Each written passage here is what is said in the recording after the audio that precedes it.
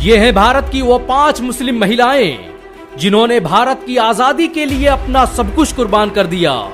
इन मुस्लिम महिलाओं ने भारत के लिए जो किया वो आज तक कोई नहीं कर पाया। भारत को आजादी दिलाने और उसे ताकतवर बनाने में इन मुस्लिम महिलाओं का बड़ा योगदान रहा। भारत की आजादी में योगदान देने वाली मुस्लिम महिलाओं की लिस्ट में पहला नाम आबादी बानो बेगम का आता है। इन्हें दुनिया बी अम्मा के नाम से भी जानती है। आजादी के महान नायक मोहम्मद अली जौहर और शौकत अली जौहर आबादी बानो बेगम के ही बेटे थे।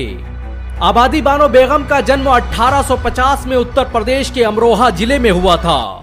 इनके पति अब्दुल अली खान रामपुर रियासत के वरिष्ठ अधिकारियों में से थे, लेकिन अचानक हुई उनकी मौत ने सब कुछ बदल कर रख दिया।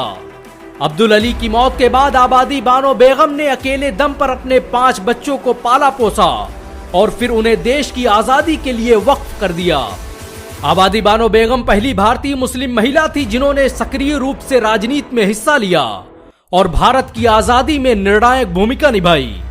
इन्होंने 1917 में अंग्रेजों के खिलाफ सबसे ज्यादा पैसे दान किए और 1920 में खिलाफत आंदोलन का नेतृत्व किया। अंग्रेजों ने जब एनी बेसेंट और मौलाना मोहम्मद अली जौहर और शौकत अली को गिरफ्तार करके जेल भेज दिया तो आबादी बानो बेगम ही वो महिला थी जिन्होंने बाल गंगाधर तिलक के साथ मिलकर आंदोलन चलाया।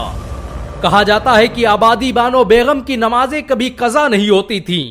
वो भरे आंदोलन के बीच भी इबादत के लिए वक्त निकाल लेती। उनके द्वारा अखिल भारतीय मुस्लिम लीग के अधिवेशन में दी गई स्पीच आज भी सबसे खतरनाक स्पीच मानी जाती है।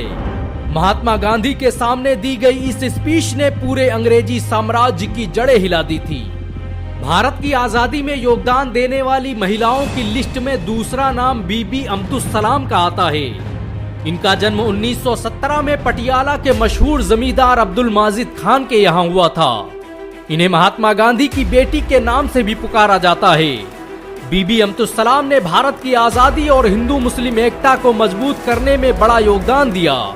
इनकी वजह से ही बंगाल और पंजाब में होने वाले हिंदू मुस्लिम दंगों की आग शांत हो पाई थी। बीबी अब्दुल सलाम गांधी के राष्ट्रवादी आंदोलन का हिस्सा थीं। इन्होंने कई सालों तक गांधी के सेवाग्राम आश्रम का संचालन किया। ये कई सालों तक इंडियन वुमेन कांग्रेस कमेटी का हिस्सा रहीं। 1947 में भारत पाक बंटवारे के वक्त इन्होंने शरणार्थियों के लिए बहुत से संगठन बनाए और लोगों की विस्थापित होने में मदद की। इनकी कोशिशों से ही पटियाला भारत का हिस्सा बन पाया था। भारत की आजादी में योगदान देने वाली महिलाओं की लिस्ट में तीसरा नाम बेगम हजरत महल का आता है। इन्होंने ही 1857 में अवध में होने वाले स्वतंत्रता संग्राम का संचालन किया था। बेगम हजरत महल का जन्म 1820 में फैजाबाद में हुआ था। ये अवध के नवाब वाजिद अली शाह की दूसरी बीवी थी। 1855 में जब अंग्रेजों ने बेगम हजरत महल पर अपनी सत्ता स्वीकार करने के लिए दबाव डाला तो उन्होंने ये कहते हुए ठुकरा दिया कि मुसलमानों की गैरत किसी अंग्रेज की गुलामी नहीं कर सकती। 1856 में जब ईस्ट इंडिया कंपनी ने अवध पर हमला करके नवाब वाजिद अली शाह को कैद कर लिया तब बेगम हजरत महल ने अपने बेटे कादिर के साथ मिलकर सत्ता की कमान संभाली और बाराबंकी, फैजाबाद, सीतापुर और आसपास के जिलों के 1,80,000 सैनिकों को इकट्ठा कर बगावत का ऐलान कर दिया। बेगम हजरत महल अपने आखिरी वक्त तक अंग्रेजों के खिलाफ लड़ती रहीं। उनके द्वारा लड़ी गई जंग के निशानात आज भी लखनऊ रेजिडेंसी, हजरतगंज और कैसरबाग के रास्तों पर मौजूद हैं। भारत सरकार उनके नाम के कई अवार्ड और स्टाम्प पेपर भी जारी कर चुकी है।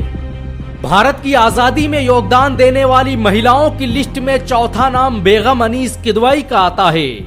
इन्होंने अपनी पूरी जिंदगी भारत की आजादी और उसकी स्वतंत्रता के लिए कुर्बान कर दी।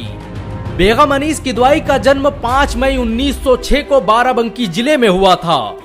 इनके पति शफी अहमद किदवाई भारत के मशहूर राजनेता और क्रांतिकारी थे जिन्हें मसूरी में एक दंगे के दौरान शहीद कर दिया गया। पति के मौत के बाद इन्होंने दिल्ली का रुख किया और गांधी के साथ स्वतंत्रता संग्राम का हिस्सा बन गईं। बेगम अनीस किदवाई के पिता शेख विलायत अली भी आजादी के एक महान नायकों में से थे। बाराबंकी में जंग आजादी का बिगुल इन्हीं के द्वारा फूका गया। भारत के पहले संचार मंत्री रहे रफी अहमद किदवाई इन्हीं के खानदान से ताल्लुक रखते हैं। ये वही रफी अहमद किदवाई थे जिनकी मौत पर मौजूदा प्रधानमंत्री जवाहरलाल नेहरू खुद बाराबंकी आए और उनके गांव मसौली में तदफीन में शामिल हुए। बेगम अनीस किदवई ने 1956 से 1962 के दरमियान कई सालों तक राज्यसभा सांसद के रूप में अपनी सेवाएं दी। उन्होंने आजादी के बाद बहुत से राहत शिविर स्थापित किए, जिनके द्वारा लाखों गरीबों की मदद की गई। भारत की आजादी में योगदान देने वाले महिलाओं की लिस्ट में 5वां नाम बेगम निशातुन्निसा मोहानी का आता है। ये भारत के मशहूर क्रांतिकारी और इंकलाब जिंदाबाद का नारा देने वाले हसरत मोहानी की बीवी थीं। इन्होंने बाल गंगाधर तिलक के साथ मिलकर कई विद्रोहों का कामयाबी से संचालन किया। बेगम निशातुन्निसा का जन्म सन 1884 में मोहान में हुआ था। ये 1920 में शुरू होने वाले खिलाफत आंदोलन का प्रमुख महिला चेहरा थीं। इनके पिता सैयद शबीब मोहानी ने भी भारत की आजादी में बढ़ चढ़कर हिस्सा लिया। भारत में जब बहिष्कार आंदोलन की नींव पड़ी तो निशातुन्निसा वो पहली भारतीय महिला थी जिन्होंने अंग्रेजों के विरोध में भारत के पहले खादी स्टोर का उद्घाटन किया और अंग्रेजी सामान का बहिष्कार करने की रणनीति बनाई। ये कई सालों तक भारत के मशहूर अखबार उर्दू-ए-मुअल्ला की प्रकाशक रही। इन सब के अलावा ऐसी बहुत सी मुस्लिम महिलाएं हैं जिन्होंने भारत की आजादी और उसकी अस्मिता के लिए अपना सब कुछ कुर्बान कर दिया। सच तो यह है कि भारत की आजादी मुसलमानों के बगैर मुमकिन न थी। बेशक मुसलमानों ने जो इस देश के लिए किया वो कोई और नहीं कर सकता, लेकिन आप एक काम जरूर कर सकते हैं, वो है इस वीडियो को 1 लाख लाइक तक पहुंचाना।